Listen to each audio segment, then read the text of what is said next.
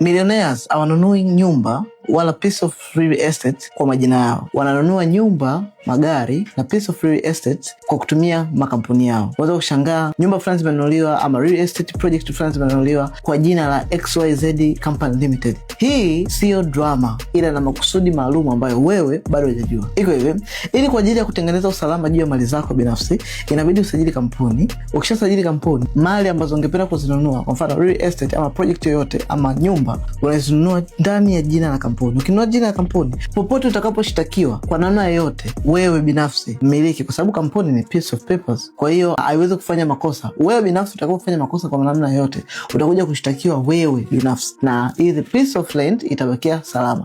Lakini vile vile unaponunua nyumba ama ardhi kwa kutumia kampuni yako, hii inakuongezea credit kwenye kampuni yako kwa kuweza kupata capital ama mikopo mikubwa kutoka kwenye taasisi za kifedha, kwa sababu hiyo real estate piece ama nyumba ama ardhi ulionayo iko chini ya jina la kampuni. Kwa kampuni yako itakuwa na access nzuri ya kuweza kupata mikopo. Lakini kingine, unaponunua nyumba na mtu kwa pamoja, ukinunua kwa jina la kampuni inakuwa rahisi, kwa sababu nyie wamiliki badala ya kuanza kuzozana hili ya nani, nyie mtaweza kugawana share. Yani kwamba wewe atakuwa 60% au 40%, then ikitokea inauzwa ama ikitokea inapelekwa sokoni, baada ya kuwa imeshaongezeka value thamani, nyie mgawani ile inayopatikana, nyie mnakuja kugawana share za kampuni ambazo zinapatikana.